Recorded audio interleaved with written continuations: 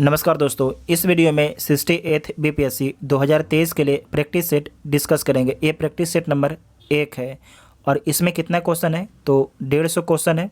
और 150 क्वेश्चन किस बुक से लिया गया है तो घटना चक्र बुक से लिया गया है। घटना चक्र बुक से लिया गया है।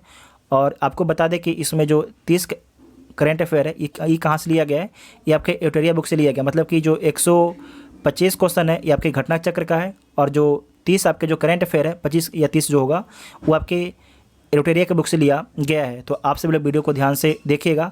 अगर वीडियो आप सभी को हेल्पफुल लगेगा चैनल को सब्सक्राइब कीजिएगा और वीडियो अपने दोस्तों में शेयर जरूर कीजिएगा। तो आइए देखते हैं पहला क्वेश्चन।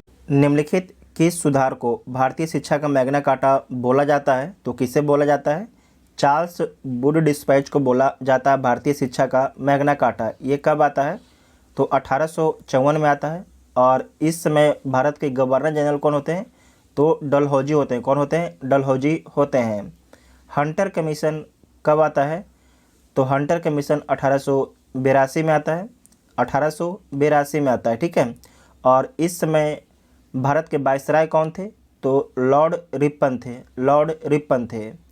विश्वविद्यालय आयोग कब आता है तो 1902 में विश्वविद्यालय आयोग आता है। और इस समय भारत के वायसराय कौन थे तो लॉर्ड कर्जन थे। सैंडलर आयोग कब आता है? सैंडलर आयोग ये कब आता है तो 1917 में आता है। और इस समय भारत के वायसराय कौन थे तो लॉर्ड चेम्सफोर्ड थे। कौन थे? लॉर्ड चेम्सफोर्ड थे। इसे नोट कर लीजिएगा, वेरी वेरी इंपॉर्टेंट पॉइंट है। किस समाचार पत्र के विरुद्ध लॉर्ड लिटन ने वर्नाकुलर प्रेस एक्ट लागू किया? ध्यान रखिएगा, लाया नहीं, लागू किया। किस समाचार पत्र के विरुद्ध जो है लॉर्ड लिटन ने वर्नाकुलर प्रेस एक्ट लागू किया? तो आपको याद रखना है लाया गया था अमृत बाजार पत्रिका पर कार्रवाई करने के लिए। लेकिन जो अमृत बाजार पत्रिका है इसने रातों रात जो है बंगाली से इंग्लिश में बदल गया। जो अपने आप को जो है बंगाली से इंग्लिश में ये छापने लगा पत्रिका, अमृत बाजार पत्रिका। जबकि जो सोम प्रकाश पत्रिका है उस पर कार्रवाई किया गया वर्नाकुलर प्रेस एक्ट के द्वारा। तो सी इसका राइट आंसर हो जाएगा। जो सोम प्रकाश पत्रिका है इसका प्रकाशन किसके द्वारा किया जाता था तो ईश्वर चंद्र विद्यासागर के द्वारा। ईश्वर चंद्र विद्यासागर के द्वारा इसका प्रकाशन किया जाता था। आपको याद रखना है कि जो ईश्वर चंद्र विद्यासागर है इन्हीं के प्रयास से जो है विधवा पुनर्विवाह शुरू हुआ था। कब शुरू हुआ था तो 1856 में शुरू हुआ था। 1856 में शुरू हुआ था। और जब 1856 में जब शुरू हुआ था तो इस समय भारत के गवर्नर जनरल कौन थे तो लॉर्ड कैनिंग थे। नोट कीजिएगा, कौन थे? लॉर्ड कैनिंग थे। वेरी वेरी इंपॉर्टेंट पॉइंट है। सूची 1 को सूची 2 के साथ सम्मिलित करना है तो सम्मिलित कर लीजिए। बिहार किसान सभा, इसके संगठनकर्ता कौन थे? बिहार किसान सभा के तो इसके संगठनकर्ता थे स्वामी सहजानंद सरस्वती थे। उसके बाद है उत्कल प्रांतीय किसान सभा। उत्कल प्रांतीय किसान सभा, इसके संगठनकर्ता कौन थे तो मालती चौधरी थे। कृषक प्रजा पार्टी, इसके संगठनकर्ता कौन थे तो इसके थे ए के फजलुल हक थे। अखिल भारतीय ट्रेड यूनियन कांग्रेस, इसके प्रथम संगठनकर्ता कौन थे तो एन.एम. जोशी थे। कौन थे? एन.एम. जोशी। इसे आप लोग मैच कर लीजिएगा, ठीक है। नीचे में यहाँ पर दिया गया है, इसे मैच कर लीजिएगा। आपको बता दिए हैं इसके हम। किसने वर्ष 1857 के विद्रोह को सभ्यता और बर्बरता के बीच युद्ध की संज्ञा दी तो किसके द्वारा दिया गया है? ये दिया गया है टी.आर. होम्स के द्वारा दिया गया है। टी.आर. होम्स के द्वारा दिया गया है। डिजरायली के द्वारा क्या बोला गया था 1857 के विद्रोह के संबंध में तो इनके द्वारा बोला गया कि यह एक राष्ट्रीय विद्रोह था, ना कि सिपाही विद्रोह। जबकि जो सीले एक विद्वान है इसने बोला कि जो 1857 का विद्रोह है केवल एक सैनिक विद्रोह था, ठीक है। इतना आपको याद रखना है। नेक्स्ट है, निम्नलिखित में किसने धन के निष्कासन को अभिनिष्टों का अनिष्ट, इवेल ऑफ ऑल इवेल कहा था तो किसके द्वारा बोला गया था? ये बोला गया है दादाभाई नौरोजी के द्वारा। किसके द्वारा? दादा भाई नौरोजी के द्वारा। और आपको याद रखना है कि जो दादा भाई नौरोजी है इनका एक बुक है the poverty and un British rule in India, the poverty and un British rule in India. इसी में इनके द्वारा बोला गया कि भारत से जो है अंग्रेज धन लेके जा रहे हैं, मतलब कि भारत का जो है धन कहाँ पर जा रहा है, ब्रिटेन जा रहा है, धन का निकासी हो रहा है। धन का निकासी सिद्धांत किसके द्वारा दिया गया, तो दादा भाई नौरोजी के द्वारा दिया गया है। ठीक है, दादा भाई नौरोजी के द्वारा दिया गया है। और किस में लिखा गया है, किस बुक में, तो the poverty and un British rule in India में लिखा गया है। निम्नलिखित किस विद्रोह को उलगुलान के नाम से जाना जाता है, वेरी वेरी इंपॉर्टेंट पॉइंट है। निम्नलिखित किस विद्रोह को उलगुलान के नाम से जाना जाता है, तो उलगुलान के नाम से किसे जाना जाता है, ये जाना जाता है मुंडा विद्रोह को। किसे जाना जाता है, मुंडा विद्रोह को जाना जाता है। साथ ही आपको याद रखना है कि जो मुंडा विद्रोह है इसे महान हलचल के नाम से भी जाना जाता है, महान हलचल के नाम से भी जाना जाता है। मुंडा विद्रोह होता कब है, तो 1899 से 1900 में होता है मुंडा विद्रोह। ठीक है, उसके बाद है रंपा।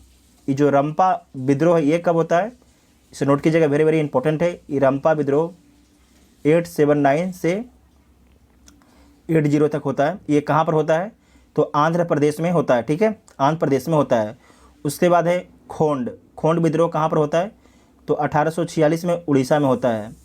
बेलू थम्पी विद्रोह ये कहाँ पर होता है, तो केरल में होता है। और कब होता है, तो 1805 में होता है। कहाँ होता है, केरल में होता है। और कब होता है, तो 1805 में होता है। ठीक है, उसके बाद आपको इसी में नेक्स्ट पॉइंट याद रखना है कि आपसे पूछा जाएगा कि संताल विद्रोह, जो संथाल विद्रोह ये कब हुआ था, तो 1855-56 में संथाल विद्रोह हुआ था।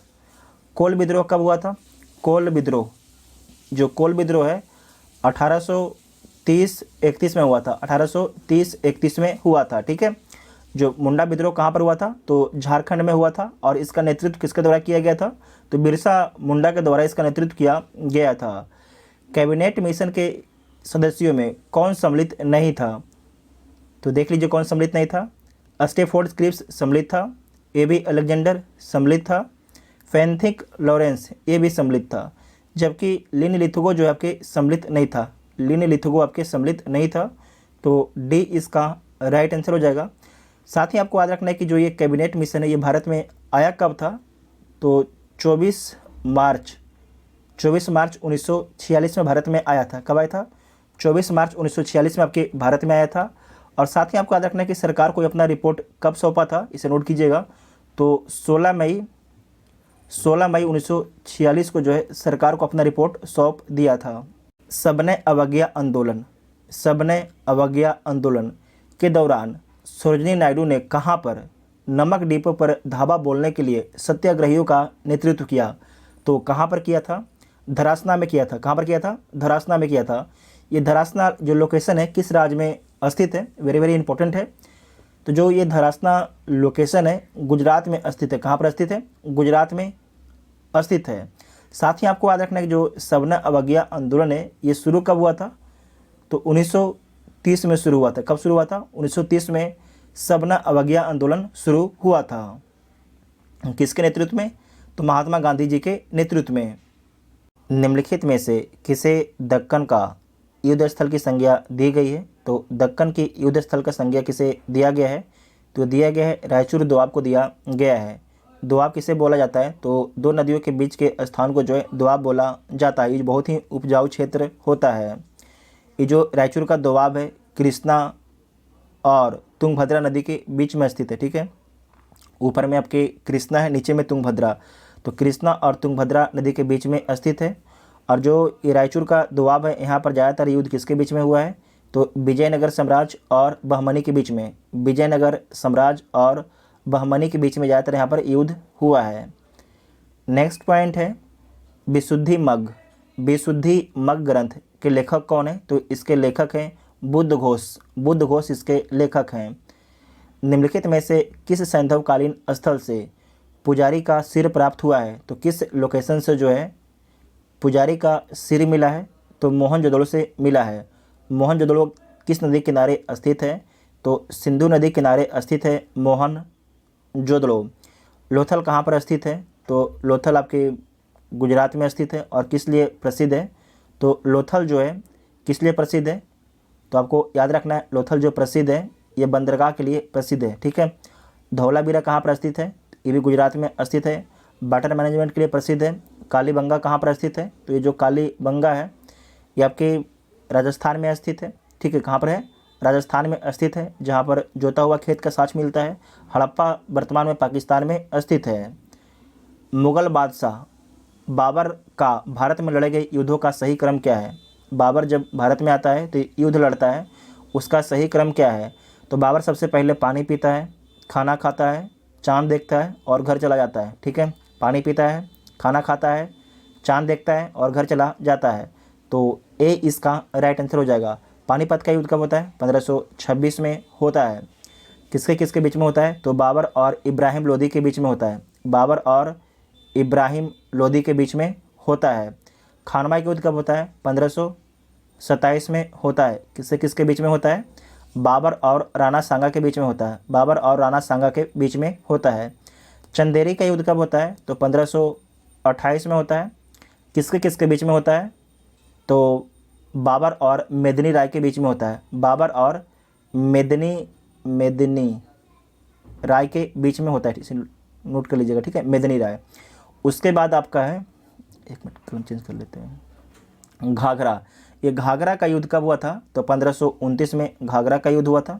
1529 में किसके किसके बीच में हुआ था घाघरा का युद्ध? तो बाबर और महमूद लोदी के बीच में हुआ था। बाबर और महमूद लोदी, ठीक है, महमूद लोदी के बीच में हुआ था। तो इतना आप लोग नोट कर लीजिएगा, वेरी वेरी इंपॉर्टेंट पॉइंट है। नेक्स्ट है अलवर्नी द्वारा अरबी भाषा में रचित पुस्तक तहकीक ए हिंद का अंग्रेजी अनुवाद किसने किया? जो तहकीक ए हिंद है इसका अंग्रेजी अनुवाद किसके द्वारा किया गया है? वेरी वेरी इंपॉर्टेंट पॉइंट है। तो इसका जो अंग्रेजी अनुवाद है ये किसके द्वारा किया गया है? यह किया गया है एडवर्ड साची के द्वारा। एडवर्ड साची के द्वारा इसका अंग्रेजी अनुवाद किया गया है। ये अलवर्नी का जो तहकीक ए हिंद बुक है ये किस भाषा में था? इसे नोट कीजिएगा, ये आपके अरबी भाषा में था, ठीक है, अरबी भाषा में था। वेरी वेरी इंपॉर्टेंट पॉइंट है। और ये तो आपको हो गया इंग्लिश का बात हो गया। इंग्लिश में कौन किया? एडवर्ड साची ने किया। अगर पूछा जाएगा कि जो तहकीक ए हिंद है इसका हिंदी में अनुवाद किसके द्वारा किया गया था? तो रजनीकांत शर्मा के द्वारा किया गया था। रजनीकांत शर्मा के द्वारा किया गया था, ठीक है, रजनीकांत शर्मा के द्वारा किया गया था। वेरी वेरी इंपॉर्टेंट है, नोट कर लीजिएगा। शेर शाह द्वारा किस युद्ध के बाद शेर शाह सुल्तान ए आदिल की उपाधि धारण किया गया? इसे दोबारा ध्यान से पढ़िएगा। क्वेश्चन है कि शेर शाह द्वारा किस युद्ध के बाद शेर शाह सुल्तान ए आदिल की उपाधि धारण किया गया? तो शेर शाह जो है किस युद्ध के बाद जो है शेर शाह सुल्तान ए आदिल की उपाधि धारण करता है? तो नोट कीजिएगा चौसा के युद्ध के बाद में, ठीक है, चौसा के युद्ध के बाद में। चौसा का युद्ध जो है कब होता है? तो 1539 में चौसा का युद्ध होता है। किसके किसके बीच में होता है? वेरी इंपॉर्टेंट है। तो शेर शाह और हुमायूं के बीच में होता है। किसके बीच में होता है? शेर शाह और हुमायूं के बीच में होता है। उसके बाद आपको याद रखना है कि जो कन्नौज का युद्ध है, कन्नौज का युद्ध कब होता है? तो ये आपके होता है 1540 में। कब होता है? 1540 में। किसके किसके बीच में होता है? तो शेर शाह और हुमायूं के बीच में होता है कन्नौज का युद्ध। पहला देख चुके हैं चौसा का युद्ध 1539 में और कन्नौज का 1540 में होता है।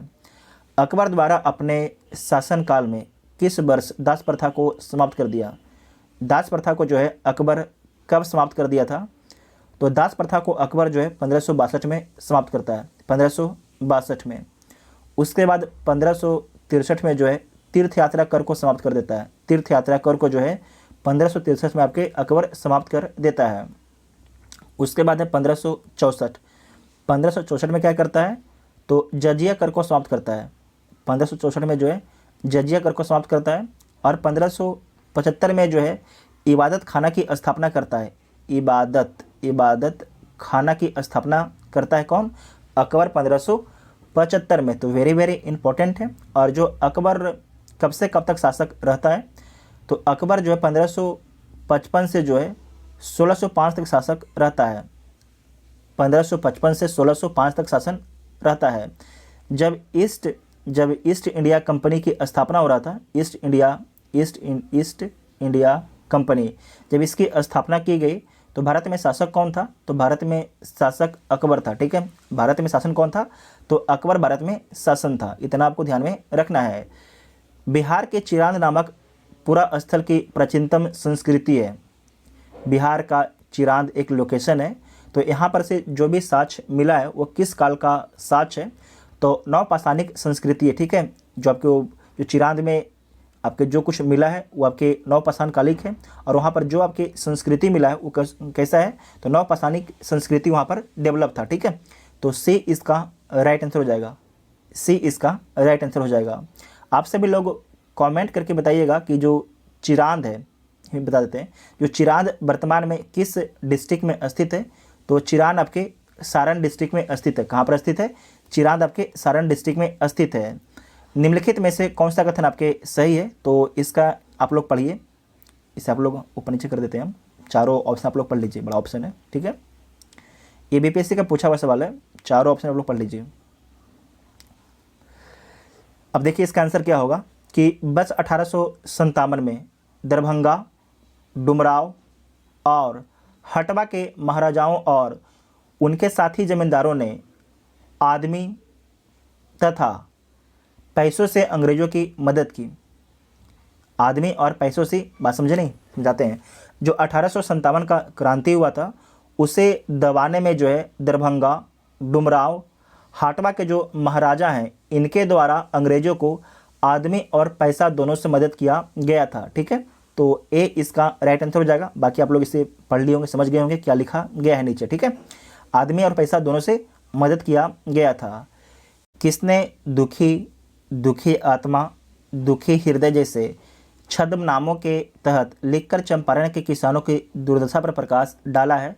तो पीर मोहम्मद मुनिस ने। ये जो चंपारण का आंदोलन था ये कब होता है? तो 1917 में होता है। किसके नेतृत्व में होता है? तो गांधी जी के नेतृत्व में होता है। ठीक है, लेकिन आपको एक नाम याद रखना है, राजकुमार शुक्ल, जो लखनऊ अधिवेशन में जाके गांधी जी से मिलते हैं और ये गांधी जी को बताते हैं कि जो चंपारण के किसान हैं उनका स्थिति बहुत ही खराब है, एक बार आप चंपारण आइए। ठीक है, तो चंपारण के नेता कौन थे? राजकुमार शुक्ल थे। और गांधी जी 1917 में आते हैं और चंपारण में आंदोलन करते हैं, और जो आपकी नील उत्पादन की बात थी उसे वापस ले लिया जाता है सरकार के द्वारा। ठीक है, बिहारी छात्र सम्मेलन का 16वां अधिवेशन कहाँ पर हुआ था? तो कहाँ पर हुआ था? हजारीबाग में हुआ था। और कब हुआ था? 1921 में हुआ था। इसकी अध्यक्षता किसके द्वारा किया गया था? तो सरला देवी चौधरानी के द्वारा इसकी अध्यक्षता किया गया था। गर्त आवास के साक्ष्य प्राप्त हुए हैं, तो कहाँ से प्राप्त हुआ है? बुरजहोम से मिला है। और आपको याद रखना है कि जो बुरजहोम है नवपाषाण कालिक स्थल है, और वर्तमान में कहाँ पर स्थित है? तो जम्मू कश्मीर में स्थित है। ये गर्त आवास क्या होता था? तो गड्ढा बनाकर रहना उसे ही बोला गया था गर्त आवास। ठीक है, निम्नलिखित में से किस राजा के एक अभिलेख से सूचना मिलती है कि शाक मुनि बुद्ध का जन्म लुम्बिनी में हुआ था? तो उस अभिलेख का नाम भी आपको याद रखना है। तो सबसे पहले याद रखिएगा जो ये अभिलेख था किसका था? अशोक का अभिलेख था। और जो अभिलेख का नाम क्या था? तो रुमन देई अभिलेख उसका नाम है। ठीक है, रुमन देई अभिलेख में ये मिलता है कि जो अशोक है ये लुम्बिनी का यात्रा करते हैं और यहाँ पर बुद्ध का जन्म होता है।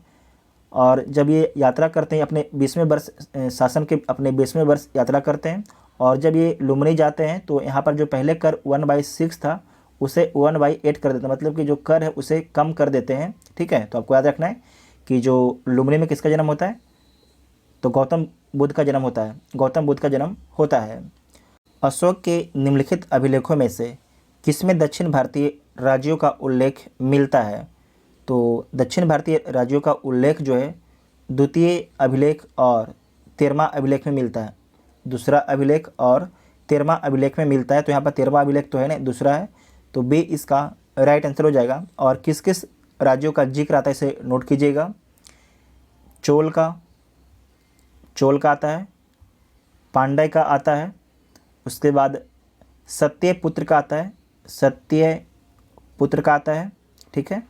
उसके बाद एक आपका है केरल, केरल केरल पुत्र का आपके आता है, इसे नोट कर लीजिएगा, वेरी वेरी इंपॉर्टेंट पॉइंट है। शूद्रक द्वारा लिखी हुई प्राचीन भारतीय पुस्तक मृच्छकटिकम का विषय था, ये यूपीएससी का पूछा हुआ सवाल था। तो जो मृच्छकटिकम का विषय क्या था, तो एक धनी व्यापारी और एक गणिका की पुत्री का प्रेम प्रसंग गाथा है, तो ए इसका राइट आंसर हो जाएगा। बिहार के किस जिले को कृषि विज्ञान केंद्र में पराली प्रबंधन का उत्कृष्ट कार्य के लिए इको एग्रीकल्चर अवार्ड 2021 से सम्मानित किया गया है, तो किसे सम्मानित किया गया है, वेरी वेरी इंपॉर्टेंट है, रोहतास को सम्मानित किया गया है, रोहतास को सम्मानित किया गया है। और बताया गया है कि इस मॉडल को पूरे भारत में लागू किया जाएगा, पूरे भारत में इस मॉडल को लागू किया जाएगा, ठीक है। दिल्ली का कौन सुल्तान मंगोल नेता चंगेज खां का समकालीन था, वेरी वेरी इंपॉर्टेंट है। तो चंगेज खां का समकालीन कौन था, तो इल्तुतमिश जो है चंगेज खां का समकालीन था, तो ए इसका राइट आंसर हो जाएगा। बेरोजगारों के सहायतार्थ दिल्ली के निम्नलिखित सुल्तानों में से किसने रोजगार कार्यालय की स्थापना की, तो रोजगार कार्यालय की स्थापना किसके द्वारा किया गया था, फिरोज शाह तुगलक के द्वारा किया गया था। साथ ही आपको याद रखना है कि सबसे अधिक जो दास थे किसके शासनकाल में थे, तो फिरोज शाह तुगलक के शासनकाल में थे। कितने थे, 1,80,000 थे, 1,80,000 थे, ठीक है। ब्रह्म समाज, रामकृष्ण मिशन और आर्य समाज में क्या समानता थी, इन तीनों में क्या समानता थी, तीनों ही राजनीतिक उद्देश्यों के लिए नहीं बने, लेकिन तीनों ने ही देशभक्ति की भावना के विकास में सहायता दी, तो बिल्कुल ठीक है। तीनों के संगठनों का प्रादुर्भाव बंगाल में हुआ, तो ये गलत है। तीनों की संगठनों के संस्थापकों की शिक्षा इंग्लैंड में हुई, ये भी गलत है। तीनों की संगठनों के संस्थापकों में राजनीति में सक्रिय भाग लिया, तो ये भी गलत है। तो इसका राइट आंसर क्या हो जाएगा, केवल ए इसका राइट आंसर होगा, ठीक है। कोपेनहेगन संग्रहालय की सामग्री से पाषाण, कांस और लौह युग का त्रियुगीय विभाजन किया था, तो किसके द्वारा किया गया था, यह किया गया था थॉमसन के द्वारा। इसका पूरा नाम है क्रिश्चियन जर्गेनसन थॉमसन, फिर से बोलते हैं क्रिश्चियन जर्गेनसन थॉमसन इसका पूरा नाम है। यह वर्गीकरण कब किया था, 1836 में किया था। विंध्य क्षेत्र के किस शिलाश्रय से सर्वाधिक मानव कंकाल मिले हैं, तो लेखिया से, कहाँ से, लेखिया शिलाश्रय से जो है सर्वाधिक मानव कंकाल मिले हैं। गौतम बुद्ध का महापरिनिर्वाण किस राज्य में हुआ था, महापरिनिर्वाण में होता है बौद्ध धर्म में मृत्यु, क्या होता है, मृत्यु। जो गौतम बुद्ध हैं इनकी मृत्यु कहाँ पर हुआ था, तो गौतम बुद्ध का मृत्यु जो आपके हुआ था मल्ल में हुआ था, कहाँ पर हुआ था, मल्ल राज्य में गौतम बुद्ध का मृत्यु हुआ था, वेरी वेरी इंपॉर्टेंट से नोट कर लीजिएगा। और जो गौतम बुद्ध हैं इनकी मृत्यु कब होता है, तो 483 ईसा पूर्व में होता है। कितने वर्ष में होता है, तो 80 वर्ष की उम्र में होता है। जो गौतम बुद्ध हैं इनको ज्ञान की प्राप्ति कहाँ पर होता है, तो बोध गया में इनको ज्ञान की प्राप्ति होता है। ये पहला उपदेश कहाँ पर देते हैं, तो सारनाथ उत्तर प्रदेश में पहला उपदेश देते हैं, इतना आपको याद रखना है। भागवत संप्रदाय में भक्ति के रूपों की संख्या कितना है, जो भागवत संप्रदाय है इसमें भक्ति के रूपों की संख्या कितना है, तो 9 प्रकार है। कितना है, 9 प्रकार है। किस धर्म को राष्ट्रकूटों का संरक्षण प्राप्त था, किस धर्म को जो है, जो राष्ट्रकूट वंश है, ये आपके महाराष्ट्र के इलाके में राष्ट्रकूट वंश है, तो किस धर्म को राष्ट्रकूटों का संरक्षण प्राप्त था, तो जैन धर्म का, ठीक है। जो जैन धर्म है इससे संरक्षण प्राप्त था राष्ट्रकूटों के द्वारा, तो वेरी वेरी इंपॉर्टेंट पॉइंट हो जाएगा, ठीक है। नेक्स्ट क्वेश्चन है, प्रसिद्ध कवि अमीर खुसरो निम्नलिखित में से किस बादशाह के दरबार से संबंधित था। जो अमीर खुसरो हैं ये किसके दरबार में रहते थे, तो जो अमीर खुसरो हैं इनका संबंध है गयासुद्दीन बलबन के दरबार से, गयासुद्दीन बलबन के दरबार से, तो भी इसका राइट आंसर हो जाएगा। एका आंदोलन का प्रारंभ किया गया था, जो एका आंदोलन है इसका प्रारंभ 21-22 में कहाँ पर हुआ था? तो उत्तर प्रदेश के हरदोई, बाराबंकी एवं अन्य स्थानों से किसानों के द्वारा जो है एका आंदोलन शुरू किया गया था। इसे नोट कीजिएगा, वेरी वेरी इंपॉर्टेंट ये पॉइंट है, खासकर उत्तर प्रदेश एग्ज़ाम के लिए। बाबर ने अपनी आत्मकथा तुजुक-ए-बाबरी में किन दो हिंदू राज्यों का उल्लेख किया है? तो किसका उल्लेख किया है? विजयनगर और मेवाड़ का उल्लेख किया है। विजयनगर और मेवाड़ का उल्लेख किया है। आप सभी लोग कमेंट करके बताइएगा कि बाबर के द्वारा जो है तुजुक-ए-बाबरी किस भाषा में लिखा गया था। आप सभी लोग कमेंट करके बताइएगा। साथ ही आपको याद रखना कि तुजुक-ए-बाबरी है, इसका फ़ारसी में अनुवाद किसके द्वारा करवाया गया था? तो अकबर के द्वारा करवाया गया था। और इसका अनुवाद किसने किया था? तो अब्दुल रहीम खान ने किया था। ठीक है, जो तुजुक-ए-बाबरी है, जिसे बाबरनामा भी बोला जाता है, इसका फ़ारसी में अनुवाद किसने करवाया? तो अकबर ने करवाया। और किसके द्वारा किया गया था? तो ये किया गया था किसके द्वारा? अब्दुल रहीम खान के द्वारा किया गया था। नोट कीजिएगा, वेरी वेरी इंपॉर्टेंट पॉइंट है। महान शासक कृष्णदेव राय का संबंध किस वंश से है? तो इनका संबंध जो है तुलुप वंश से इनका संबंध है। दिल्ली सल्तनत में राजस्व व्यवस्था के अंतर्गत उस्र नामक कर किससे संबंधित है? जो उस्र नामक कर है, इसका संबंध किससे है? तो मुसलमानों से लिया जाने वाला एक भूमि कर था उस्र। फिर से बोलते हैं, जो उस्र है ये क्या है? उस्र आपके मुसलमानों से लिया जाने वाला भूमि कर था। खराज क्या था? खराज यहाँ लिख देते हैं, खराज। ठीक है, खराज क्या था? तो गैर मुसलमानों पर भूमि कर से, मतलब जो गैर मुसलमान थे उनसे भूमि कर लिया जाता था, उसे खराज बोला जाता था। ठीक है, उसके बाद है जकात। जकात किसे बोला जाता है? तो जो जकात है यहाँ लिख देते हैं, जकात। ठीक है, जकात मुसलमानों से लिया जाने वाला जो धार्मिक कर था उसे जकात बोला जाता था। गैर मुसलमानों पर लगने वाला जो धार्मिक कर था इसे क्या बोला जाता था? तो इसे जजिया बोला जाता था। ये वेरी वेरी इंपॉर्टेंट पॉइंट है, तो इसे आप लोग नोट कर लीजिएगा। सारे के सारे पॉइंट आपके इंपॉर्टेंट हैं। नेक्स्ट है द्रविड़ शैली में निर्मित तंजौर का बृहदेश्वर मंदिर का निर्माण चोल वंश के किस शासक के समय में होता है? तो राजराज प्रथम के समय में होता है। भारत में 3 मंदिर निर्माण कला शैली आपके फेमस है, नागर, बेसर और द्रविड़ शैली। से नोट कीजिएगा, वेरी वेरी इंपॉर्टेंट पॉइंट है। निम्नलिखित में से किस ग्रंथ में विदेह माधव की कथा का वर्णन है? तो शतपथ ब्राह्मण में। किसमें है? शतपथ ब्राह्मण में है। निम्नलिखित में से कौन सी नहर पश्चिम चंपारण जिले में प्रवाहित होती है? कौन सी नहर जो है पश्चिम चंपारण डिस्ट्रिक्ट में प्रवाहित होती है? तिरहुत, त्रिवेणी, डॉन। ये तीनों नहर जो है पश्चिम चंपारण डिस्ट्रिक्ट में प्रवाहित होती हैं। तो एक से अधिक ऑप्शन हो जाएगा, तो ई इसका राइट आंसर हो जाएगा। इंदिरा गांधी नहर जो है राजस्थान में प्रवाहित होती है। निम्नलिखित में से कौन सी रामसर साइट भारत के बिहार राज्य में स्थित है? जो आपकी इंदिरा गांधी नहर है ये पंजाब और राजस्थान में बहती है। ठीक है, पंजाब और राजस्थान में। निम्नलिखित में से कौन सी रामसर साइट भारत के बिहार राज्य में स्थित है?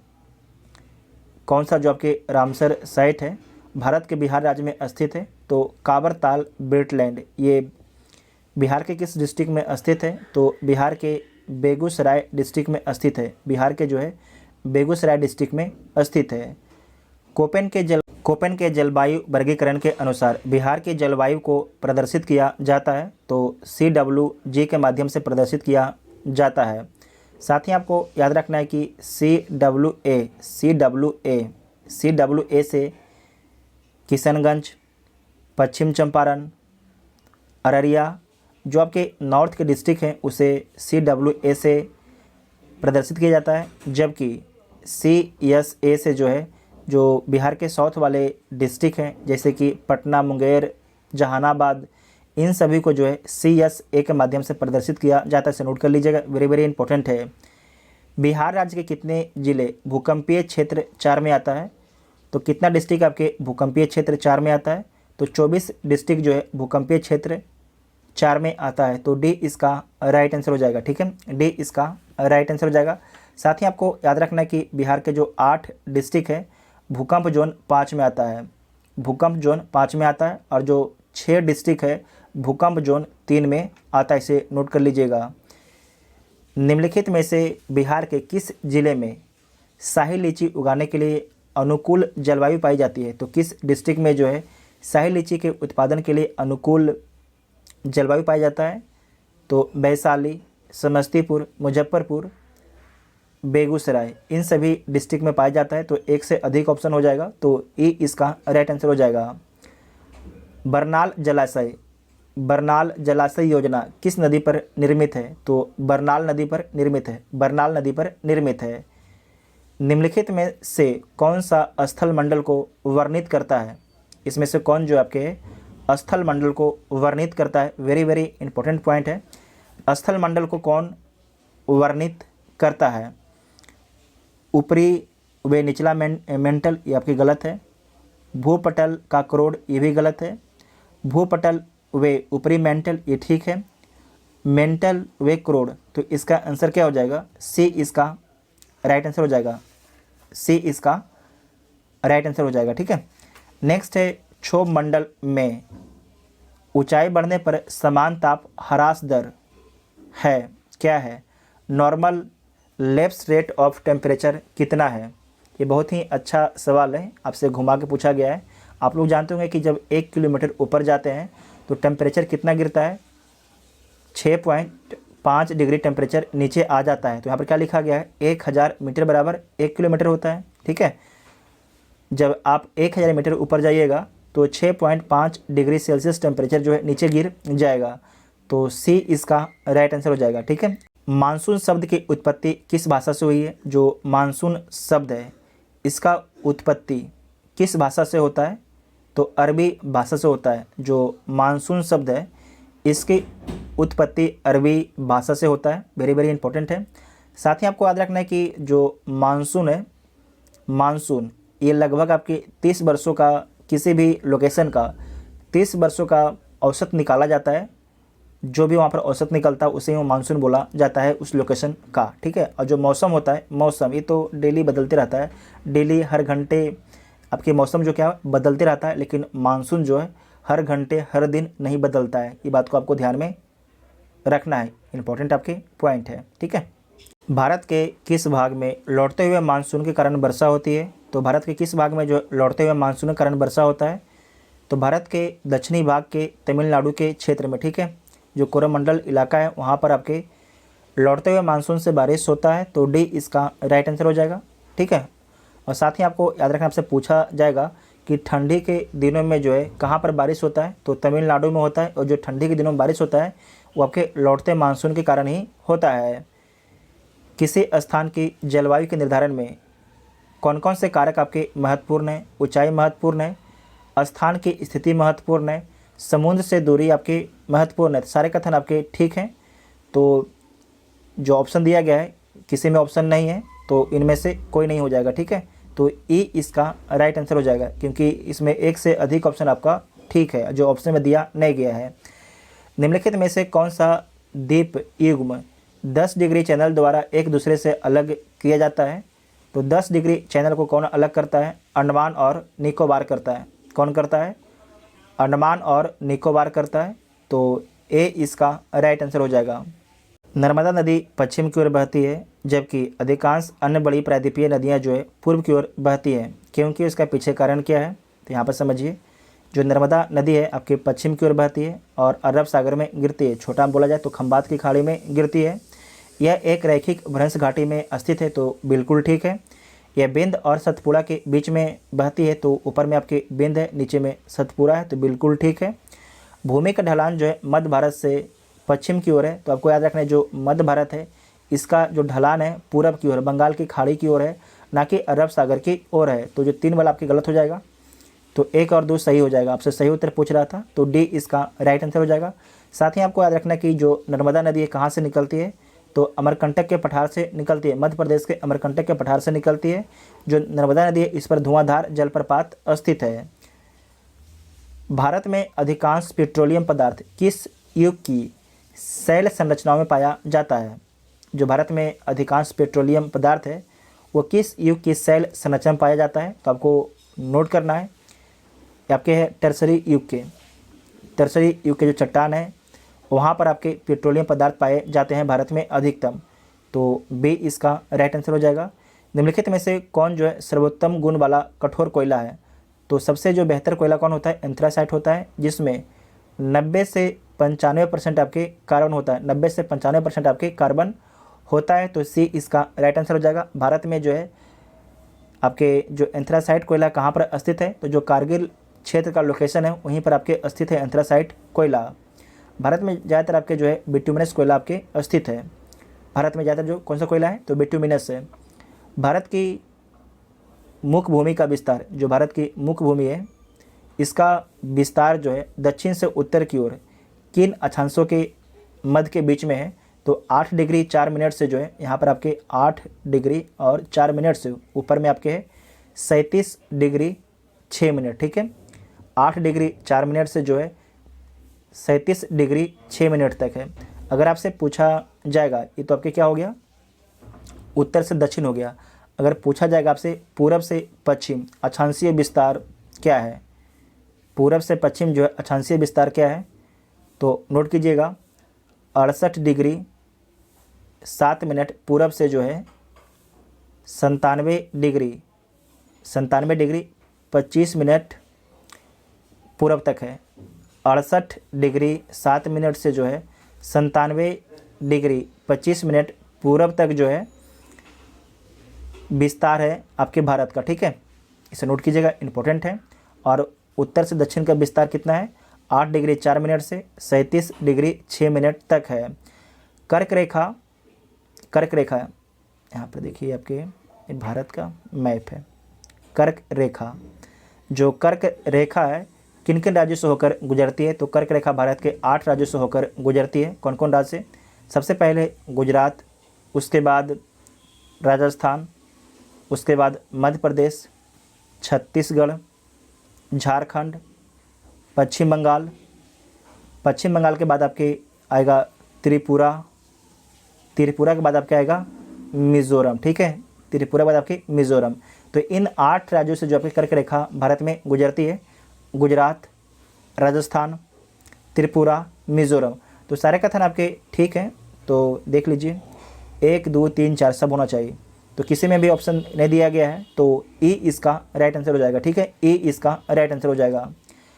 भारत की स्थलीय सीमा कितने देशों के साथ जुड़ी हुई है? भारत की जो स्थलीय सीमा है कितने, ध्यान रखिएगा समुद्री नहीं, स्थलीय सीमा जो है कितने देश से जुड़ा हुआ है? तो उसे ध्यान से आप देखिएगा।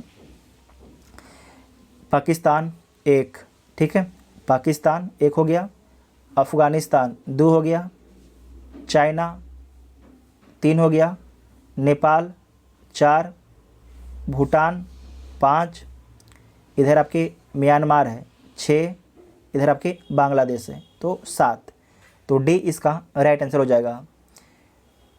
बिंद एवं सतपुड़ा पर्वत श्रेणी के बीच कौन सी नदी आपके बहती है? कौन सी नदी प्रवाहित होती है? तो नर्मदा नदी प्रभावित होती है। कौन सी नदी? नर्मदा नदी आपके प्रवाहित होती है। तो बी इसका राइट आंसर हो जाएगा। भारत के निम्नलिखित कथनों में से द्रविड़ियन प्रजाति मुक्ता कहाँ पर आपके संकेंद्रित है? तो कहाँ पर आपके संकेंद्रित है? तो दक्षिण भारत में आपके संकेंद्रित है। कहाँ पर? दक्षिण भारत में संकेंद्रित है।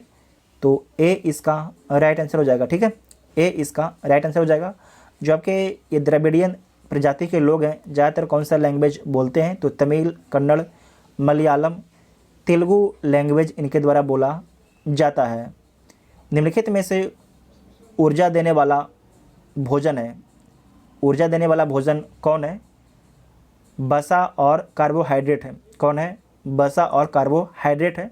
जो वसा है ज़्यादा ऊर्जा देता है और वसा के मुकाबले जो कार्बोहाइड्रेट है ये कम ऊर्जा देता है। ठीक है, तो आपको याद रखना है क्या है? वसा और कार्बोहाइड्रेट है। प्रोटीन के बारे में आप लोग जानते हैं, प्रोटीन क्या काम होता है? तो इसका काम है शारीरिक वृद्धि के लिए आवश्यक होता है प्रोटीन। ठीक है, शारीरिक वृद्धि के लिए जो है प्रोटीन आवश्यक होता है। जो विटामिन है इसका क्या काम है, तो जो विटामिन होता है उपापचयी क्रियाओं को नियंत्रित करने के लिए महत्वपूर्ण होता है विटामिन। तो ए इसका राइट आंसर हो जाएगा। ठीक है, ए इसका राइट आंसर हो जाएगा। अमरबेल उदाहरण है। अमरबेल किसका उदाहरण है, तो जो अमरबेल है एक परजीवी का उदाहरण है। अमरबेल जो है एक परजीवी का उदाहरण है। साथ ही आपको याद रखना है कि जो अमरबेल है इसमें क्लोरोफिल नहीं होता है। देखिए, जिसमें भी क्लोरोफिल अगर नहीं है वो खाना खुद से नहीं बनाता है, वो दूसरे पर निर्भर है। तो जो अमरबेल है इसमें क्लोरोफिल उपस्थित नहीं है। पादप के किस भाग द्वारा प्रकाश संश्लेषण हेतु वायु से कार्बन डाइऑक्साइड प्राप्त की जाती है? वेरी वेरी इंपॉर्टेंट पॉइंट है। पादप के किस भाग द्वारा प्रकाश संश्लेषण हेतु, प्रकाश संश्लेषण के लिए जो है वायु से कार्बन डाइऑक्साइड प्राप्त की जाती है? तो सूक्ष्म रंध्र से, जो पत्ता होता है उसमें छोटा छोटा छिद्र होता है, उसी के माध्यम से जो कार्बन डाइऑक्साइड लिया जाता है पौधे के द्वारा। तो बी इसका राइट आंसर हो जाएगा। ठीक है, बी इसका राइट आंसर हो जाएगा। कार्बन डाइऑक्साइड लेता है और आपको याद रखना है ऑक्सीजन बाहर निष्कासित करता है। ऑक्सीजन आपके बाहर निष्कासित करता है। निम्नलिखित में से कौन आपके सही सुमेलित है? तो इसमें से देख लीजिए कौन आपके सही सुमेलित है। नाइट्रोजन जीवाणु, तो ये ठीक है। जो जीवाणु होता है नाइट्रोजन स्थिरीकरण करता है, तो ये ठीक है। उसके बाद है क्लोरोफिल पत्ती में होता है, ये भी ठीक है। विटामिन के आविष्कारक फंक है, ये भी ठीक है। जो घटपर्णी है एक जंतु है, तो आपको ये गलत है। घटपर्णी क्या है? तो घटपर्णी आपका एक कीटभक्षी पौधा है। क्या कीटभक्षी पौधा है? और जो घटपर्णी पौधा होता है ये कहाँ पर उगता है? जहाँ पर नाइट्रोजन की कमी होती है वहीं पर घटपर्णी उगता है। और नाइट्रोजन कैसे पूरा करता है? तो जो आपके छोटे छोटे कीट होता है उसे मार कर खा के जो है घटपर्णी अपना नाइट्रोजन पूरा करता है। सोनार किस सिद्धांत पर कार्य करता है? जो सोनार होता है ये किस सिद्धांत पर काम करता है? साउंड नेविगेशन एंड रेंजिंग इसका फुल फॉर्म होता है सोनार का। तो ये किस सिद्धांत पर काम करता है? तो प्राश्रय तरंगों का परिवर्तन के सिद्धांत पर काम करता है। प्राश्रय तरंगों के परिवर्तन के सिद्धांत पर काम करता है। तो डी इसका राइट आंसर हो जाएगा। विज्ञान, नेक्स्ट पॉइंट है, विज्ञान की किस शाखा के अंतर्गत नींद का अध्ययन किया जाता है? तो हिप्नोलॉजी के अंतर्गत किया जाता है। ओनोरोलॉजी में किसका अध्ययन किया जाता है? तो ओनोरोलॉजी के माध्यम से जो है स्वप्नों का अध्ययन किया जाता है। उसके बाद है टेक्टोलॉजी के अंतर्गत किसका अध्ययन किया जाता है? तो शरीर के संरचनात्मक संगठन का अध्ययन किया जाता है टेक्टोलॉजी के अंतर्गत। उसके बाद है यूथेनिक्स, जो यूथेनिक्स है इसमें किसका अध्ययन किया जाता है?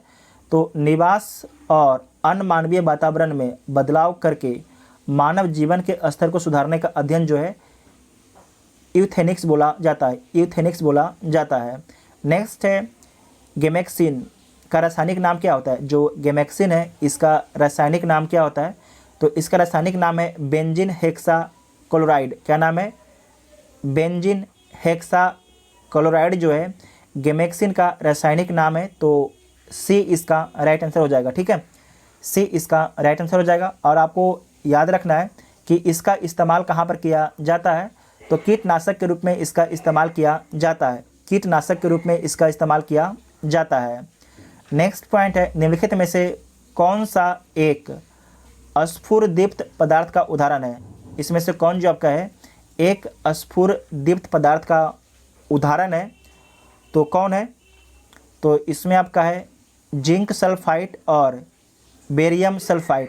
जिंक सल्फाइड और बेरियम सल्फाइड है। तो एक से अधिक ऑप्शन हो जाएगा, तो ई इसका राइट आंसर हो जाएगा। ठीक है, ई इसका राइट आंसर हो जाएगा। निम्नलिखित में से कौन सा रेडियोधर्मी तत्व नहीं है? इसमें से कौन आपके जो है रेडियोधर्मी तत्व नहीं है? वेरी वेरी इंपॉर्टेंट है। इसमें से जो है कौन आपके रेडियोधर्मी तत्व नहीं है? तो यूरेनियम, रेडियम, थेरियम ये तीनों है। जबकि जो कैडमियम है ये रेडियोधर्मी तत्व नहीं है। रेडियोधर्मी तत्व नहीं है, तो बी इसका राइट आंसर हो जाएगा। जो कैडमियम है इसका परमाणु संख्या कितना होता है? तो इसका परमाणु संख्या आपके 48 होता है। इसका परमाणु संख्या आपके 48 होता है। ठीक है, नेक्स्ट है विद्युत शक्ति की इकाई क्या है? जो विद्युत शक्ति है उसका इकाई क्या होता है? तो उसका इकाई वाट होता है। क्या होता है? वाट उसका इकाई होता है। एक तत्व में इलेक्ट्रॉनों तथा न्यूट्रॉनों की संख्या क्रमशः 18 तथा 20 है, तो इसका द्रव्यमान संख्या क्या होगा? तो इलेक्ट्रॉन प्लस न्यूट्रॉन होगा, 18 प्लस 20 होगा, तो कितना हो जाएगा? 38 हो जाएगा। कितना हो जाएगा? 38 हो जाएगा। तो सी इसका राइट आंसर हो जाएगा। सी इसका राइट आंसर हो जाएगा। नेक्स्ट है बैकेलाइट निम्नलिखित के संघनन से बनता है। जो बैकेलाइट है किसके संघनन से बनता है? तो फिनॉल तथा फॉर्मेल्डिहाइड के संघनन से बनता है। फिनॉल तथा फॉर्मेल्डिहाइड के संघनन से बनता है, तो बी इसका राइट आंसर हो जाएगा।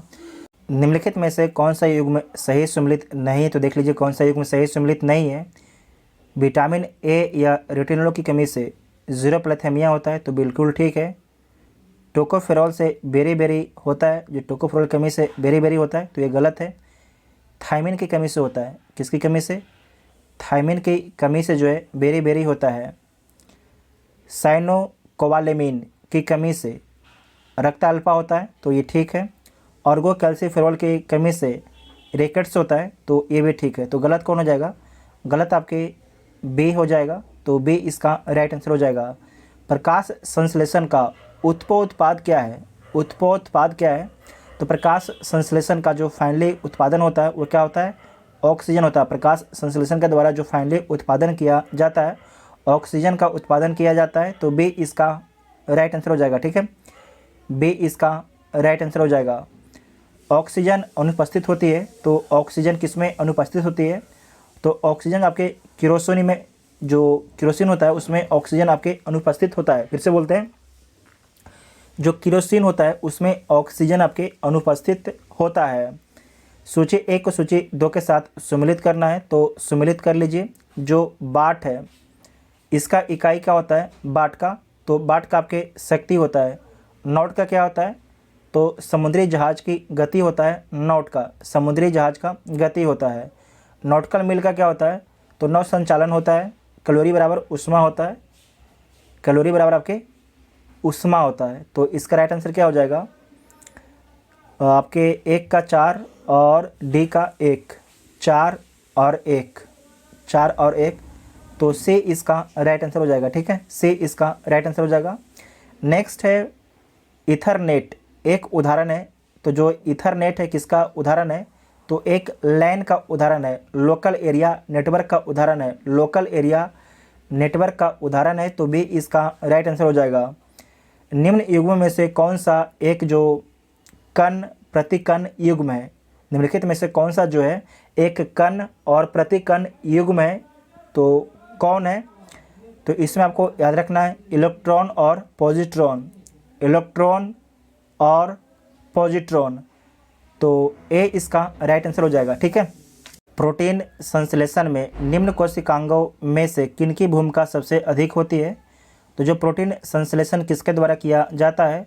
तो एंडोप्लाज्मिक रेटिकुलम के द्वारा और राइबोसोम के द्वारा किया जाता है। सबसे अधिक जो इम्पोर्टेंस कौन है? राइबोसोम।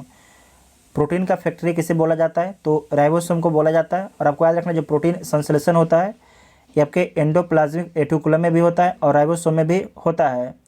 ऊर्जा का पावर हाउस किसे बोला जाता है? तो माइटोकॉन्ड्रिया को बोला जाता है। श्वसन में ऊर्जा उत्पादित होती है, तो कौन सी ऊर्जा उत्पादित होती है? तो एटीपी ऊर्जा उत्पादित होती है। एटीपी ऊर्जा उत्पादित होती है। इसका फुल फॉर्म क्या होता है? तो एडिनोसिन ट्राईफॉस्फेट।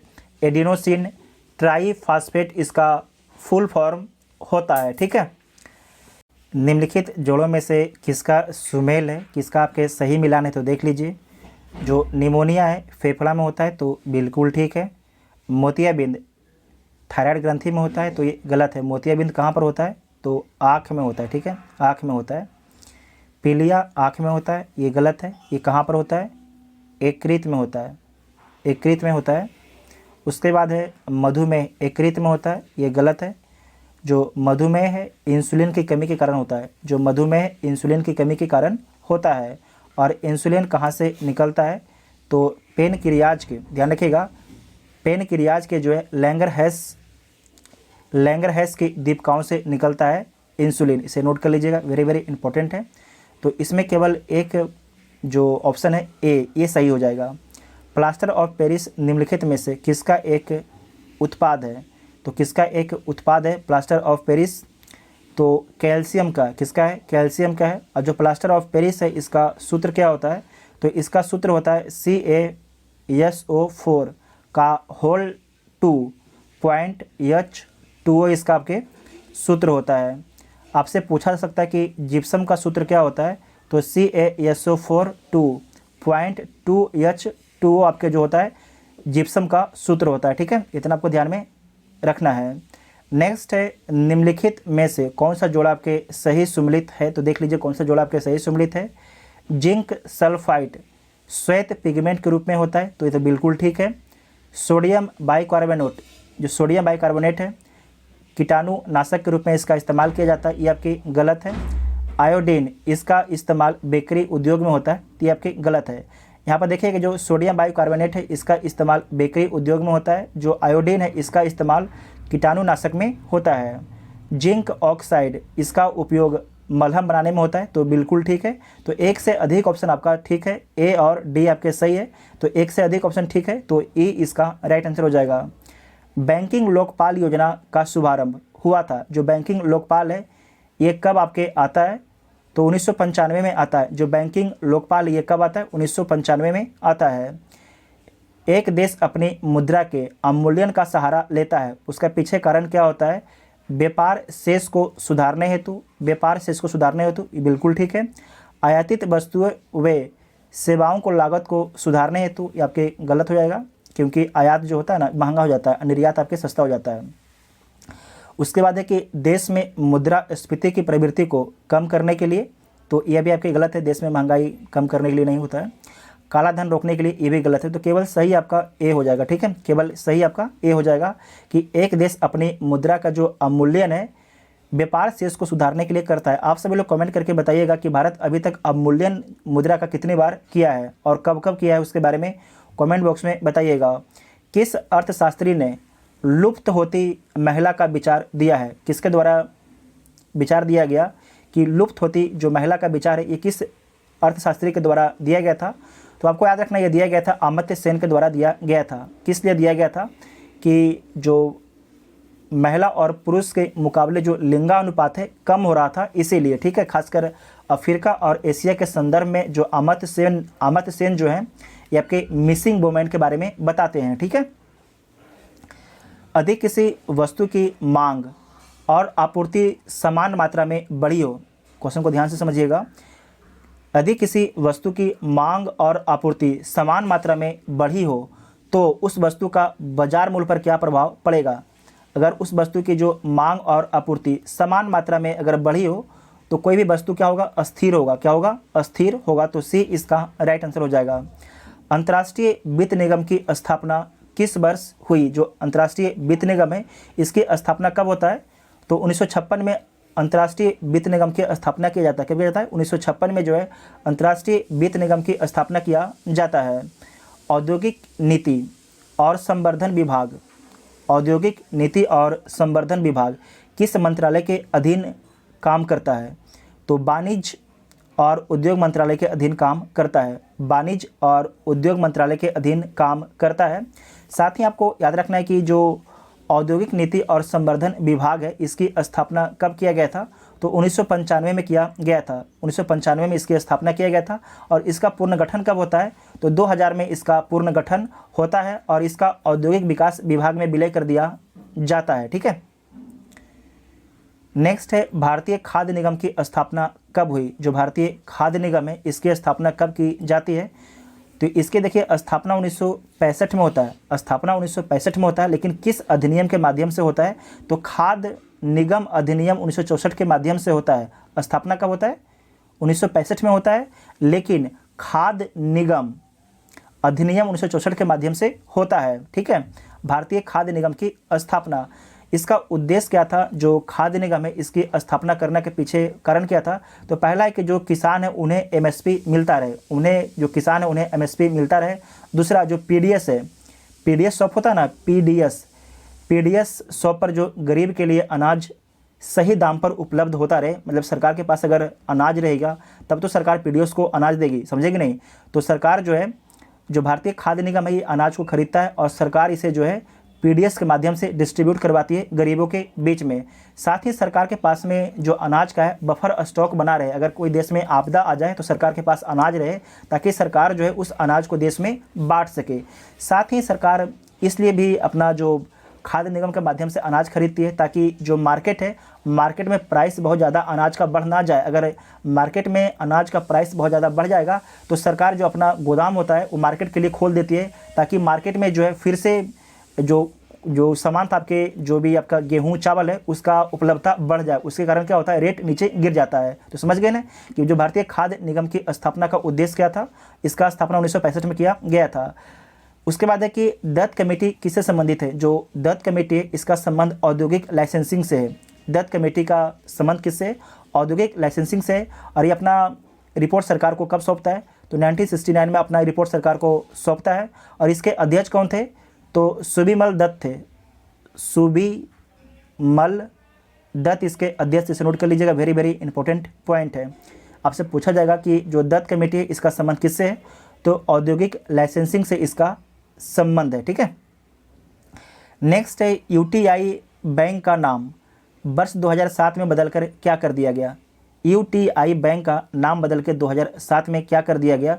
जो यूटीआई है, यूटीआई इसका फुल फॉर्म क्या होता है, तो unit trust of India, unit trust of India इसका फुल फॉर्म होता है। और 2007 में इसका नाम जो है एक्सिस बैंक कर दिया गया है। 2007 में इसका नाम जो है एक्सिस बैंक कर दिया गया है। और आपको याद रखना है कि जो यूटीआई बैंक है इसकी स्थापना कब किया गया था, तो 1993 में इसकी स्थापना किया गया था। 1993 में इसकी स्थापना किया गया था। नाबार्ड, नाबार्ड द्वारा स्वयं सहायता समूह बैंक लिंकेज कार्यक्रम पायलट प्रोजेक्ट किस वर्ष शुरू किया गया। इसे दोबारा समझिएगा कि नाबार्ड द्वारा स्वयं सहायता समूह बैंक लिंकेज कार्यक्रम पायलट प्रोजेक्ट किस वर्ष शुरू किया गया, तो किस वर्ष शुरू किया गया था, 1992 में शुरू किया गया था। पाकिस्तानी अर्थशास्त्री महबूब उल हक किसके लिए प्रसिद्ध हैं, तो मानव विकास सूचकांक के लिए प्रसिद्ध हैं। मानव विकास सूचकांक के लिए प्रसिद्ध हैं। सीमा शुल्क किस प्रकार का कर है, जो सीमा शुल्क है अप्रत्यक्ष कर है। धारणीय विकास भावी पीढ़ियों के अपनी आवश्यकताओं को पूरा करने के सामर्थ्य से समझौता किए बगैर वर्तमान की आवश्यकताओं को पूरा करता है। इस परिप्रेक्ष्य में धारणीय विकास का सिद्धांत निम्नलिखित में से किस एक सिद्धांत के साथ स्वाभाविक रूप से जुड़ा हुआ है, तो किसके साथ स्वाभाविक रूप से जुड़ा हुआ है, तो धारण क्षमता के साथ में, धारण क्षमता के साथ में स्वाभाविक रूप से जुड़ा हुआ है। नेक्स्ट पॉइंट है सार्वजनिक वितरण प्रणाली से वितरित अनाज पर कीमतें बढ़ने का उद्देश्य क्या होगा। अगर कीमत बढ़ जाएगा तो इसका उद्देश्य क्या होगा, इसका उद्देश्य होगा कि इस योजना में निहित उपादान जो सब्सिडी सरकार देती है उस आपके कम हो जाएगा। जैसे कि अगर सरकार अभी 2 रुपये आपके अनाज मिल रहा है, तो अगर ये 5 रुपये हो जाएगा तो इसका मतलब है कि सरकार को जो है सब्सिडी कम देना पड़ेगा गरीबों के लिए। ठीक है, तो सी इसका राइट आंसर हो जाएगा। अगर अनाज जितना कम रेट में मिलेगा सरकार को उतना ज़्यादा सब्सिडी देना पड़ेगा। ठीक है। भारत में निम्न में से कौन राजकोषीय नीति निरूपित करता है, निर्धारित करता है, बनाता है, तो कौन बनाता है, वित्त मंत्रालय भारत में जो है राजकोषीय नीति बनाता है।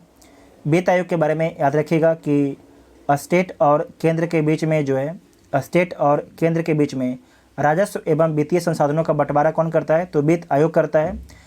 रिजर्व बैंक के बारे में याद रखना है कि मॉनेटरी पॉलिसी कौन बनाता है, तो रिजर्व बैंक ऑफ इंडिया बनाता है। भारत में राष्ट्रीय आय समंकों का आकलन किसके द्वारा किया जाता है, तो केंद्रीय सांख्यिकी संगठन के द्वारा किया जाता है। केंद्रीय सांख्यिकी संगठन के द्वारा किया जाता है। बिहार सरकार के मिशन 5 करोड़ का संबंध किससे है, तो वृक्षारोपण से, तो बी इसका राइट आंसर हो जाएगा। किस मंत्रालय के द्वारा प्राण नामक पोर्टल लॉन्च किया गया है, तो जो प्राण नामक पोर्टल है पर्यावरण मंत्रालय के द्वारा लॉन्च किया गया है। ग्लोबल हंगर इंडेक्स 2022 के संबंध में कौन सा कथन सत्य है, तो देख लीजिए कौन सा कथन सत्य है। 121 देशों में भारत को 107वां स्थान प्राप्त हुआ है। पिछले वर्ष भारत का स्थान 101वां था, तो पहला कथन ठीक है। इसे कंसर्न वर्ल्ड वाइड और बेल्ट हंगर हेल्प द्वारा संयुक्त रूप से जारी किया जाता है, तो ये भी कथन ठीक है।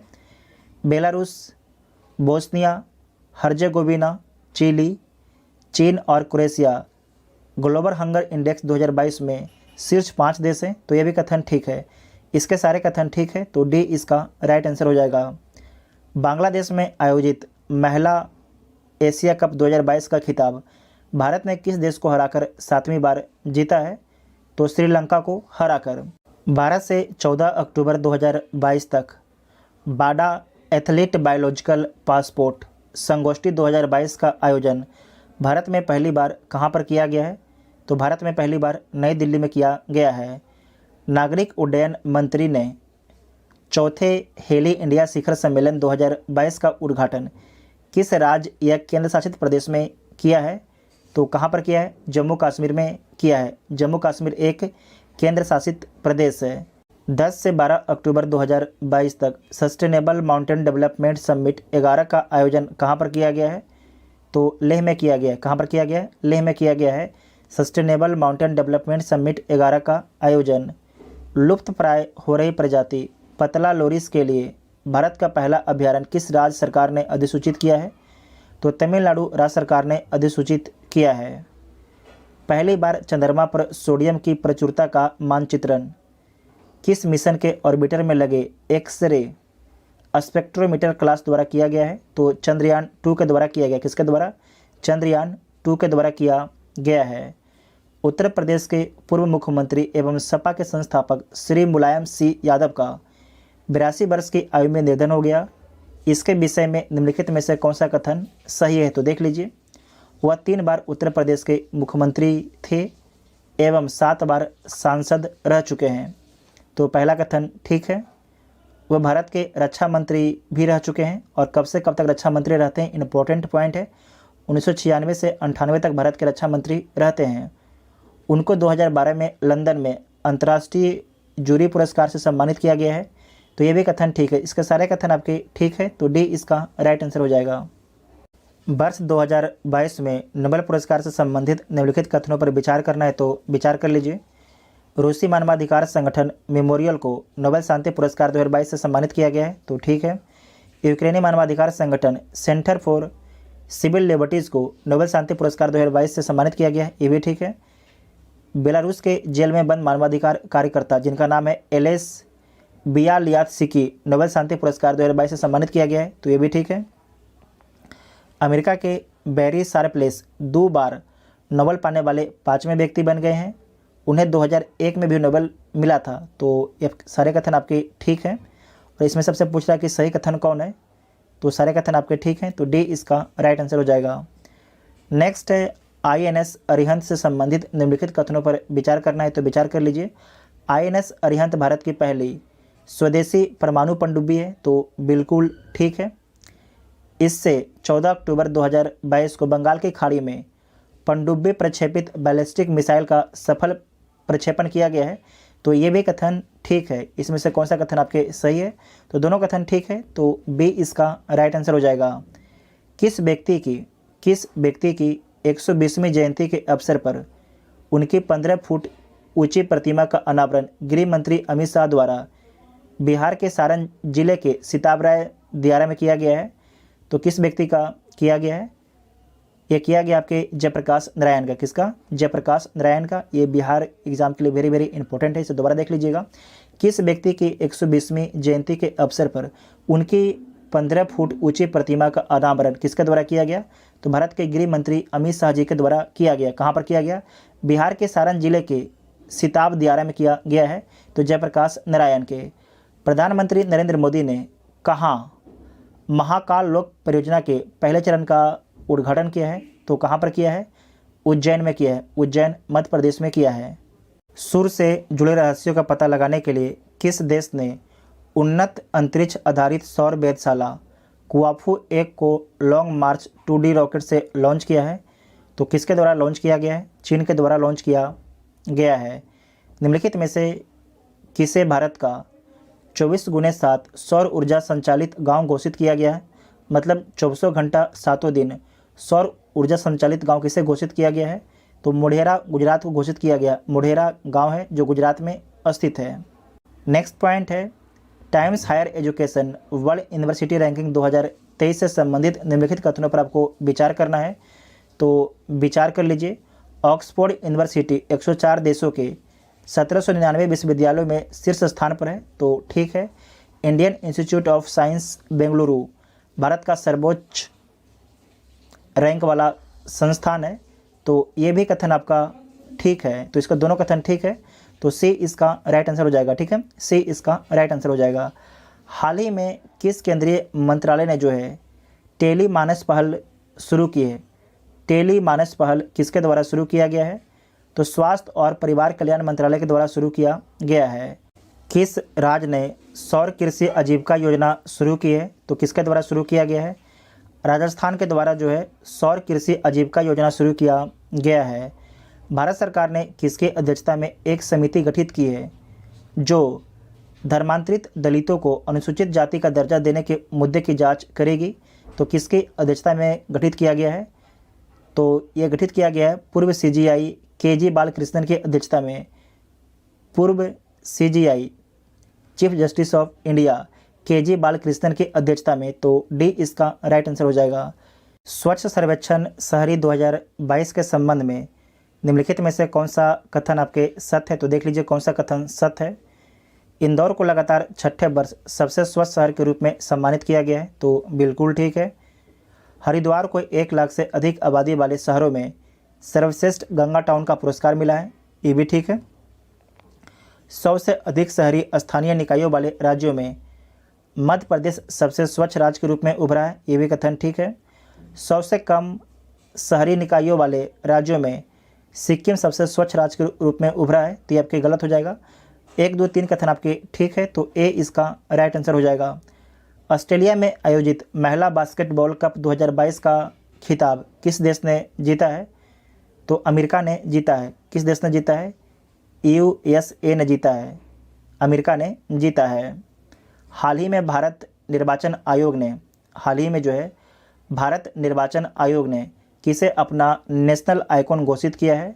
तो पंकज त्रिपाठी को जो है इलेक्शन कमीशन ने अपना नेशनल आइकॉन घोषित किया है। आकाशवाणी की ओर से भारत निर्वाचन आयोग के सहयोग से मतदाता जागरूकता पर एक नया साप्ताहिक कार्यक्रम खाली स्थान शुरू किया गया है, उसका नाम क्या है? इसे आप दोबारा देखिएगा।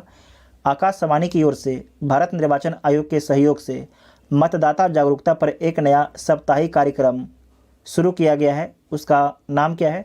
तो उसका नाम है मतदाता जंक्शन। क्या नाम है? मतदाता जंक्शन उसका नाम है। प्रधानमंत्री नरेंद्र मोदी ने दुनिया के पहले संपीड़ित प्राकृतिक गैस टर्मिनल और ब्राउनफील्ड बंदरगाह के साथ साथ खाली स्थान में 5200 करोड़ से अधिक की कई अन्य परियोजनाओं का उद्घाटन किया है या आधारशिला रखी है। तो कहाँ पर रखा गया है?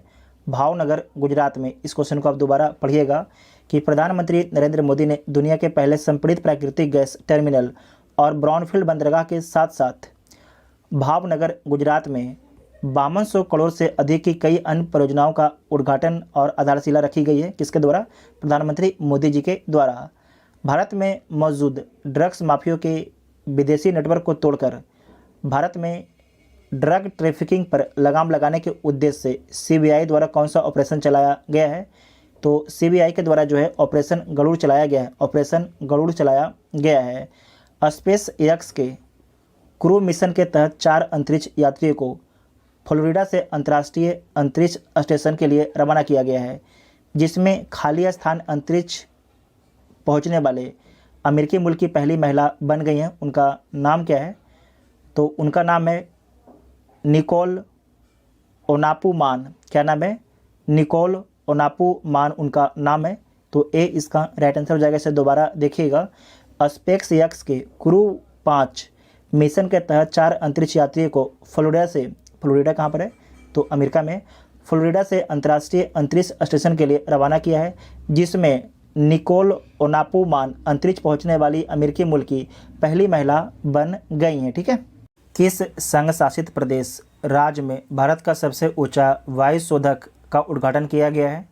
तो चंडीगढ़ में किया गया है। भारत में कितने केंद्र शासित प्रदेश हैं? तो भारत में 8 केंद्र शासित प्रदेश हैं। 2 वर्ष के बच्चों का वैक्सीनेशन शुरू करने वाला विश्व का पहला देश कौन बन गया है? तो बन गया है क्यूबा। कौन बन गया है? क्यूबा बन गया है। इसे दोबारा देखिएगा। 2 वर्ष के बच्चों का वैक्सीनेशन शुरू करने वाला विश्व का पहला देश कौन बन गया है? तो क्यूबा बन गया है। भारतीय संविधान के उद्देश्य का प्रस्तावना में संशोधन किया गया है, तो कब किया गया है? 1976 में किया गया है। आपको याद रखना है 42वें संविधान संशोधन अधिनियम 1976 के द्वारा जो है हमारे संविधान के उद्देश्य का और प्रस्तावना में संशोधन किया गया और 3 शब्द जोड़ा गया है। कौन कौन शब्द जोड़ा गया है? तो पथ निरपेक्षता, पथ नोट कर लीजिएगा, पथ निरपेक्षता। दूसरा आपका है अखंडता, दूसरा आपका है अखंडता। तीसरा शब्द है समाजवादी, तीसरा शब्द है समाजवादी। ठीक है, ये तीनों शब्द कब जोड़ा गया था? 42वें संविधान संशोधन अधिनियम 1976 के द्वारा जोड़ा गया था। इस समय किसकी सरकार थी? तो इंदिरा गांधी जी की सरकार थी। भारतीय राष्ट्रीय ध्वज में चक्र किसका प्रतीक है? जो चक्र होता है वो किसका प्रतीक होता है? तो चक्र आपके न्याय का प्रतीक होता है। चक्र जो है किसका प्रतीक है? तो चक्र आपके न्याय का प्रतीक है। साथ ही आपको याद रखना है कि जो चक्र में कितने तिलियाँ होती है? तो चक्र में आपकी टोटल 24 तिलियाँ होती है। संघीय व्यवस्था का प्रावधान सर्वप्रथम भारत में स्थापित किया गया है। तो भारत शासन अधिनियम 1935 के द्वारा, भारत शासन अधिनियम 1935 के द्वारा किया गया है। निम्नलिखित में से कौन सा विकल्प आपके सही सम्मिलित है? तो देख लीजिए कौन सा विकल्प सही सम्मिलित है। कुछ वर्गों के लिए विशेष उपबंध भाग 16 में किया गया है। कुछ वर्गों के लिए जो विशेष उपबंध भाग 16 में किया गया है, तो बिल्कुल ठीक है। पंचायत भाग ये आपके भाग 9 में है। सहकारी समिति का भाग नोखा में है। राजभाषा का भाग आपके जो है 17 में है। तो सारे के सारे आपके जो मिलान किया गया है बिल्कुल ठीक है। सारे के सारे कथन आपके ठीक है। तो इसका आंसर क्या हो जाएगा? ई इसका राइट आंसर हो जाएगा। अगर सारे ठीक हैं तो ई इसका राइट आंसर हो जाएगा। भारतीय संविधान के किस अनुच्छेद के अंतर्गत मानव के दुर्व्यापार और बलात्श्रम का प्रतिषेध का उल्लेख है? वेरी वेरी इंपॉर्टेंट है। भारतीय संविधान के किस अनुच्छेद के अंतर्गत जो है मानव के दुर्व्यापार और बलात्श्रम का प्रतिषेध करता है? तो अनुच्छेद 23 करता है। ठीक है, अनुच्छेद 23। तो डी इसका राइट आंसर हो जाएगा। साथ ही आपको याद रखना कि अनुच्छेद 17 में क्या लिखा गया है? अस्पृश्यता का अंत करना, अनुच्छेद 17 में।